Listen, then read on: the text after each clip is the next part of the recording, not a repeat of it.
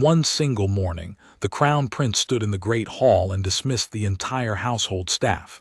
Every cook, every maid, every footman, every gardener, more than 200 people, without warning, without explanation, his face white with a fury none of us had ever seen. And the only clue any of us had as to why was a single thing he said before he turned and walked out. He said, "I trusted every one of you with her, and one of you has been lying to me about my daughter's plate." Nobody understood it. Her plate. What did that mean? A plate. People lost their livelihoods that morning over a sentence about a plate, and not one of us, standing stunned in that great hall, had the faintest idea what he was talking about. I understood it eventually. I was one of the few who did. And the truth behind it, the truth about the little princess's empty plate, is one of the strangest and most quietly terrible things I have ever been part of. So let me tell it to you properly, from the beginning, in the invented kingdom where it happened, with every name changed to protect the real shape of a real kind of thing that happens in real places far from any palace. My name is Joram.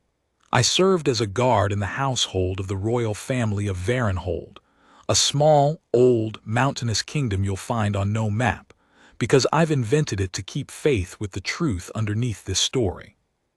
I was a household guard, the kind who stands in the corridors and the doorways, who sees everything and says nothing, who becomes so much a part of the walls that people forget I have eyes and ears at all. I've said before that this invisibility is the great secret of the job.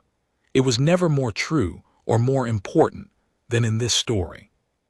Because what I saw, the thing that nobody else saw, the thing that eventually reached the crown prince and made him empty his entire household in a single morning, I only saw because everyone had forgotten I was watching. The child at the center of it was Princess Myra, the youngest of the royal children, 6 years old that year. A small, bright, delicate little girl, and I use the word delicate deliberately because it matters, because it's where the whole terrible thing began. Myra had always been a slight child, small for her age, a picky eater, the family said, the way families do. The kind of little girl who pushed her food around her plate and ate like a bird and worried her parents the way a small eater always worries parents. And the crown prince, her father, the heir to the throne of Varenhold, worried about her more than anyone. He was a devoted father, fierce in his love for his children, and Myra's smallness, her thinness, her not eating, was a constant low ache of worry in him. He fussed over it. He asked about it. He wanted, more than almost anything, for his delicate youngest daughter to eat and grow and be strong and well. That worry, that good, loving, fatherly worry, turned out to be the thread that, when finally pulled, unraveled something monstrous hiding inside the ordinary machinery of the household. It was deep winter when it came to light. Varenhold winters are hard snow piled against the palace walls, the mountains white and silent all around, the short days and the long blue dusks, the whole world hushed under cold. Inside, the palace was warm and golden against all that white, fires in every grate, the windows frosted at the edges. A beautiful, sealed, cozy world. The kind of place where you'd think a child would be perfectly safe. I want to tell you how I first noticed something was wrong, because it began, like these things so often do, with something small. A snag, a detail that didn't fit. My post that winter often put me near the route between the kitchens and the children's dining room, the path along which the children's meals were carried, several times a day, by the kitchen staff. I saw the trays go past. Dozens of times a day for weeks, I watched the food for the royal children carried along that corridor, and I started to notice something about little Princess Myra's tray in particular. It was always beautiful. The cooks of Varenhold were superb, and the children's food was lovely, proper, nourishing, carefully prepared meals, exactly what a growing child should eat. Myra's tray, going toward the dining room, was always full of good food, beautifully done. But I also saw the trays come back, and Myra's tray coming back was always nearly empty, the food gone, which is what you'd expect. A child had eaten her meal, the plate came back clean. That's normal. That's how it's supposed to look. Except the child was getting thinner, and more listless, and smaller, and paler, right in front of all of us all winter. A child whose plate came back empty, who was supposed to be eating all that lovely food, was visibly, slowly wasting. And those two things did not fit together. A child who eats does not waste away. A child whose plate comes back empty should be growing, not shrinking. The empty plate and the thinning child were a contradiction. And a contradiction, to a watchful man, is a snag you cannot leave alone. I tried to leave it alone at first. The way you do, it's probably nothing. She's a picky eater, everyone says so. Children go through phases. It's winter. Children get pale in winter. You're a guard, not a doctor. Mind your post. All the comfortable explanations the mind reaches for so it doesn't have to look at the frightening one. But the snag wouldn't let go of me, because I'd started watching more closely, the way you do once something's caught at you, and the more closely I watched, the less the picture made sense. I noticed that Myra herself seemed frightened of mealtimes. A child who's simply a picky eater isn't frightened of food. They're indifferent to it, bored by it, stubborn about it. Myra looked afraid. I'd see her being led toward the dining room, and there'd be a tension in her small body, a dread that a picky eater doesn't have. I noticed that she was hungry. This was the thing that truly began to chill me. I saw her more than once when she thought no one was watching, eyeing other people's food with the sharp, desperate attention of a genuinely hungry child. A picky eater isn't hungry, that's the whole point. They don't want to eat. But Myra did want to eat. She watched food like a starving thing. And yet her plate came back empty and she was wasting away, and everyone said she just didn't eat. The pieces would not fit. A child who is afraid of mealtimes. A child who is visibly hungry. A child whose plate comes back empty. A child who is wasting away. Round and round it went in my head, and there was only one shape that all those pieces could possibly fit into. And it was a shape so disturbing that I fought against seeing it for as long as I could. Somebody was taking that child's food. That was the thought I finally couldn't push away. Somebody, somewhere on the route between the kitchen and the child, in the hands the tray passed through, was taking Princess Myra's food. The plate came back empty not because she'd eaten, but because someone was making it look like she'd eaten, while the child herself went hungry.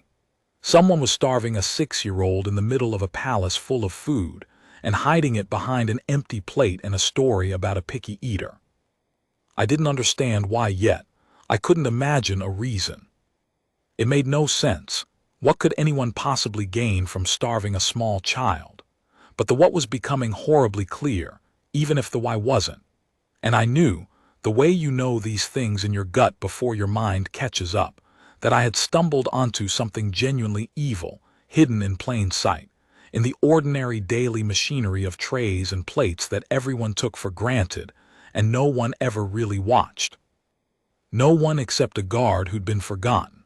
A guard who saw the trays go past, day after day, and finally noticed that the story they told, full plate out, empty plate back, picky child wasting away, could not possibly be true. What I did with that knowledge, how a forgotten guard set out to prove that someone was starving a princess, and how it eventually reached the crown prince and made him empty his entire household in a single terrible morning, is the rest of the story. And the why of it, when I finally uncovered it, was stranger and darker than anything I'd imagined. I knew I couldn't just walk up to someone and say, I think a princess is being starved.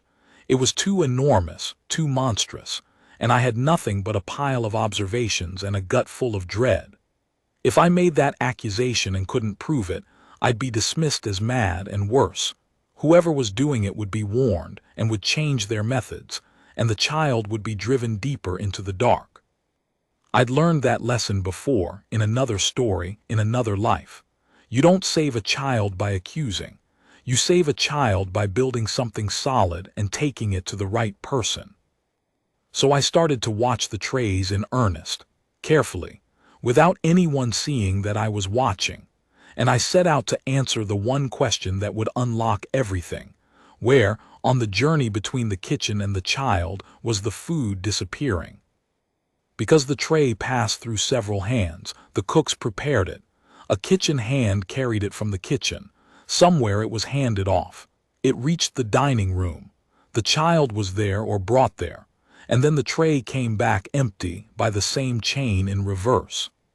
Somewhere in that chain, the food was vanishing. And whoever was at that point in the chain was the person I was looking for. It took patience, days of it. I couldn't follow the tray myself without being noticed. A guard abandoning his post to trail the lunch would raise every alarm there is. So I did it the slow way. I watched what I could from my post. I noted who carried the tray and when, and in what state it was at each point I could see. I built in my careful memory a map of the journey. And slowly a gap appeared in the map. A stretch of the journey, a particular handoff, in a particular place, involving a particular person, where the tray went in full and a little while later came out. Different. And the person at that point in the chain was someone I would never, ever have suspected. I'm going to keep this person partly in shadow, the way I've kept everything in shadow, because the specifics matter less than the shape. I'll just tell you that it was someone trusted. Someone who'd been part of that household for a long time. Someone with a kind, capable, reassuring manner, the sort of person everyone liked and no one watched, the sort of person whose presence near the children's meals was so ordinary, so expected, so trusted, that it had become completely invisible. Exactly like me, in a way, invisible through familiarity, except that I used my invisibility to watch, and this person used theirs to do something unspeakable. I won't pretend I understood the why even once I'd found the who. That came later, and it was the strangest part of all. For now, I just knew. This was the point in the chain where Princess Myra's food disappeared. This was the hand that took it. This was the person who had been, day after day, for who knows how long, intercepting a small child's meals and sending back an empty plate and a lie. And now I had to prove it. Because my map, my careful observations, my certainty, none of it was proof. It was a pattern, and a pattern pointed at a person, but a pattern alone could be argued away, especially against someone so trusted. I needed something undeniable. I want to tell you about the moment it broke open, because it didn't happen the way I planned. It happened because of the child herself. I'd been all this time doing the other thing I'd learned to do, making myself safe for Myra. The steady, constant, predictable presence at the edge of her frightening world. I never pushed. I just made sure that when she passed my post, there was a quiet warmth there, a steadiness, the unspoken message that here was one adult who was always the same. And a hungry, frightened child notices that. A hungry, frightened child is drawn to safety, the way any starving creature is drawn to the one thing that won't hurt it. One afternoon, a gray snow-light afternoon, the palace hushed and cold, little Princess Myra came to my post, alone. And she stood in front of me, this tiny wasting child, and she looked up at me with those huge hungry eyes, and she did the bravest thing I have ever seen a child do. She whispered, "I'm so hungry, please, I'm always so hungry. Why won't they let me eat? Why won't they let me eat?" I want you to sit with that for a moment, the way I had to.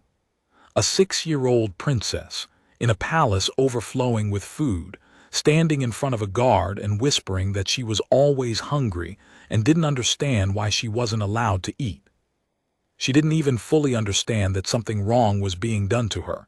She just knew she was hungry all the time and frightened of meal times, and that somehow the food never reached her, and she'd been made to feel, in the way these things make a child feel, that it was somehow her fault. That she was the problem, the picky eater, the difficult child. She'd been starved and taught to blame herself for her own hunger. I crouched down to her level slowly, gently, the way you move around a frightened child, and I made her the only promise that mattered. "You are going to eat," I told her. "I promise you right now, and every day after. Nobody is ever going to keep food from you again. I promise you that on my life." And then I broke every rule I had. and I would do it again 1,000 times. Because here's the thing, in that moment with that starving child in front of me, all my careful patience, all my building a case, all my plans to take it slowly to the right person went out the window. The time for patience was over. There was a hungry child in front of me right now, and the most important thing in the entire world was that she eat immediately. So I broke my post. I took that little girl by the hand gently, and I walked her straight to the kitchens myself, me, a guard, holding a princess's hand, marching through the corridors in broad view of anyone watching, every protocol be damned. And I stood in that warm kitchen, and I had the cooks put food in front of her, good food, plenty of it, and I watched Princess Myra eat. I will never forget watching her eat. The desperate, ravenous way she went at it, the way a genuinely starving child eats, with a hunger that breaks your heart to see, confirmed, beyond any possible doubt, every terrible thing I'd suspected. This was no picky eater. This was a child who had been kept from food, who fell on a proper meal like she hadn't seen one in days, who ate and ate while tears ran down her face, whether from relief or from the sheer overwhelming feeling of finally being allowed the thing her body had been screaming for. I couldn't tell. The cooks saw it too. They weren't part of it. They prepared beautiful food in good faith and never knew it wasn't reaching her. And watching that child eat like a starving thing, they understood in an instant that something monstrous had been happening right under all their noses. One of them, an older woman, put her hand to her mouth and began to cry. And that a starving princess eating ravenously in the palace kitchen in front of witnesses was the undeniable thing I'd needed. This was no longer a pattern that could be argued away. This was a child, visibly starving, falling on food in plain sight of the entire kitchen staff. There was no explaining this away. The truth was finally, undeniably visible. I took it to the Crown Prince myself, directly. I bypassed every normal channel because the normal channels passed through the very household that had failed her, and I would not risk it.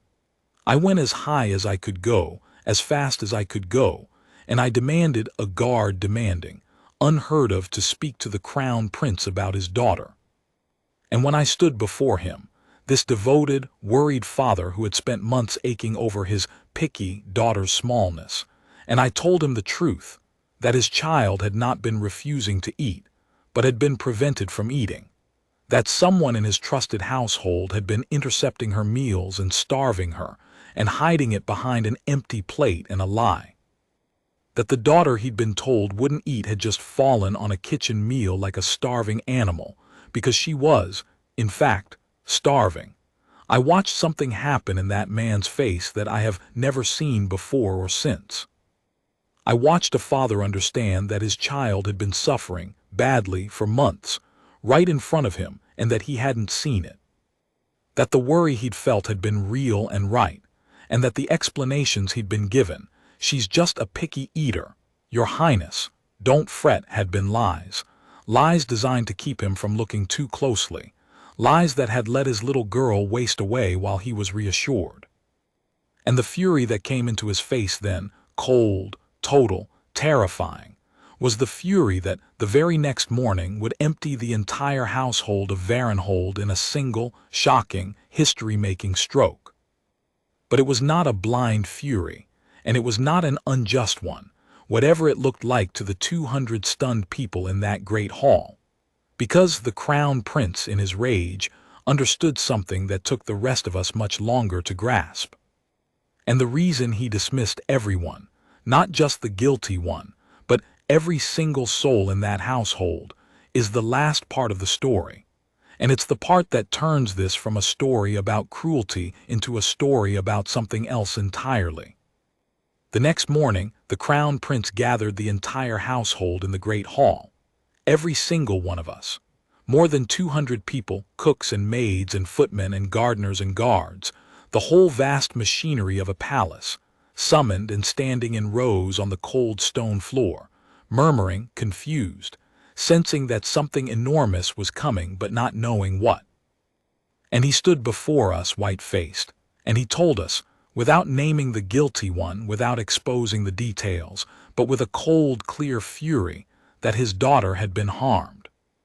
That someone in this room, someone trusted, had been doing her a terrible wrong, hidden in plain sight for months, and that he was dismissing the entire household, all of us, effective immediately. The shock of it went through that hall like a physical thing.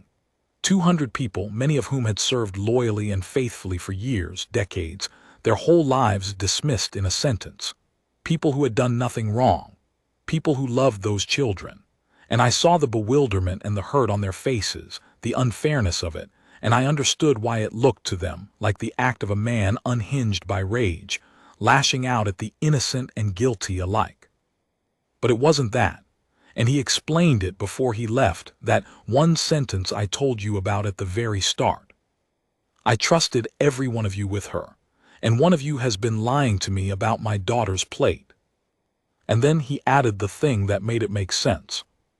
He said, I do not yet know which of you it was. The truth is being uncovered, and the guilty will face justice, and the innocent will be cleared and asked to return, every one of them with my apology. But until I know, until I am certain, I cannot have a single person near my children whom I have not personally, completely re-examined. Because my daughter was starving in the middle of my own house, for months, surrounded by 200 people, and not one of them saw it or not one of them said. So the trust is broken, all of it, and it must be rebuilt from nothing, person by person, before anyone stands near my children again. I am not dismissing you because you are guilty. I am dismissing you because I will never again assume that trust, once given, can be left unwatched. I gave it once and my daughter paid for it. Never again. And that was the shocking discovery and the reason for the firing that the simple story misses completely. He didn't empty his household out of blind rage. He emptied it because he had learned, in the worst possible way, the most painful lesson a person in his position can learn, that the machinery of trust, left to run on its own, unwatched, can hide a monster. That everyone's been here for years, everyone's trusted, it's all running smoothly, is exactly the condition under which a child can be starved in plain sight. The very smoothness, the very trustedness, the very invisibility of the household routine was what had let it happen. And so he tore the whole thing down, not to punish the innocent, but to make sure that nothing near his children would ever again be trusted, simply because it had always been there. It was the act of a father who had nearly lost his daughter to his own misplaced confidence, and had resolved never to be that confident again. The guilty one was found. Of course they were, once the truth was visible, once people were actually looking. The careful invisibility that had hidden them fell apart fast. I won't detail the why, the motive, because it was the strangest and darkest part, and it isn't necessary to the story. I'll only say that it was the kind of twisted, sick reason that doesn't really make sense to a healthy mind, a tangle of control and cruelty, and a disturbed need to have power over a helpless thing, the kind of motive that you can describe but never really understand, because understanding it would mean having something broken in you in the same way. The person was removed completely, and faced the full and serious justice such a crime demands, and was never permitted near a child again. That part was handled, properly and thoroughly, by people with the authority for it. And the innocent, the 200 loyal souls dismissed in that great hall, were, as the Crown Prince had promised, cleared and asked back, everyone with his personal apology. Most returned. Some, hurt by the dismissal, even understanding the reason, did not, and he let them go with his gratitude and a generous hand. But the household was rebuilt, deliberately, carefully, person by person, with a new and watchful understanding running through all of it that the children's safety would never again be left to run on autopilot. That someone would always now be truly watching. But the part of the story that matters most to me isn't the firing or the justice or the rebuilding. It's Princess Myra. She recovered. It took time. A child who's been starved doesn't bounce back in a day, in body or in spirit. and there was a long, careful road of proper feeding and proper care and patient, gentle work to undo what had been done, not just to her small body, but to her sense that she was the problem, that her hunger was her own fault. But she had everything she needed for it now: safety and food and people who saw her, and a father who would never again be reassured into not looking. And over the months, I watched the little wasting princess become a different child. I watched her fill out and grow and find her color. I watched the fear leave her face at mealtimes, replaced, eventually, by the ordinary, uncomplicated pleasure of a child who likes her dinner. I watched her go from a tiny, frightened, hungry thing to a sturdy, laughing, healthy little girl who ate like a horse and grew like a weed, and ran through the corridors with the loud, reckless energy that a 6-year-old is supposed to have. There was a day, the following summer, when I saw her in the palace gardens, sitting on the grass with a great wedge of cake in both hands, eating it with the pure, total, messy joy of a child who has cake and is allowed to eat it. Jam all over her face, not a care in the world. And I had to turn away because the sight of that child, the one who'd whispered, "Why won't they let me eat," sitting in the sun eating cake with both hands, was almost more than I could bear. A child eating cake in the sunshine. The smallest, most ordinary thing in the world, and the greatest victory I was ever part of. She never forgot. Children remember who was safe. As she grew, and I stayed in that rebuilt household for years more, Princess Myra never lost the bond we'd formed the day she whispered her hunger to me and I took her hand and walked her to the kitchen. She'd grown strong and bright and healthy with no sign to look at her of the small, starving creature she'd once been. But she remembered. Every time she passed my post, she'd catch my eye and give me a small private nod. "You were the one who fed me. You were the one who saw. I haven't forgotten, and I'd give it back." The Crown Prince never forgot either. He was a man transformed by what had happened, gentler in some ways, harder in others, but above all watchful now, in a way he hadn't been before. And he never forgot that it was a guard, a piece of forgotten furniture, who had seen what his entire trusted household had missed. He saw to it quietly that I was looked after for the rest of my days. But more than that, he did something I valued far more than any reward. He listened to me after that. When a guard, any servant came to him with a concern about the children, he listened, fully, seriously, every time, because he had learned at terrible cost that the most important warning in the world can come from the least important person in the room. I've told this as fiction, an invented kingdom, invented names, every detail changed, because the child deserves her privacy and the truth deserves its disguise. But the thing underneath it is not invented, and it's the reason I've told it. Here is the truth. The most terrible things that happen to children very often happen not in the dark, but in plain sight, hidden inside the smooth, trusted, unwatched machinery of ordinary life. A full plate goes in and an empty plate comes back, and everyone assumes the child ate, and no one connects the empty plate to the thinning child, because connecting them would mean believing something monstrous, and it's so much easier to say she's just a picky eater. The cruelty hides inside the routine. It relies on the routine. It relies on everyone being too busy, too trusting, too willing to accept the easy story to ever really look. And the thing that breaks it, the only thing that ever breaks it, is one person who looks closely enough to see that the easy story can't be true. One person who notices that the empty plate and the starving child don't add up. One person who refuses to smooth over the snag. It doesn't have to be a powerful person. It's almost never a powerful person.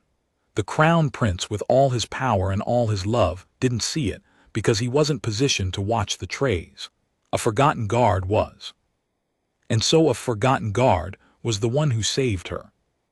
That's the lesson, and it's why the Crown Prince emptied his whole household. Not because the innocent were guilty, but because he finally understood that trust without watchfulness is how monsters hide.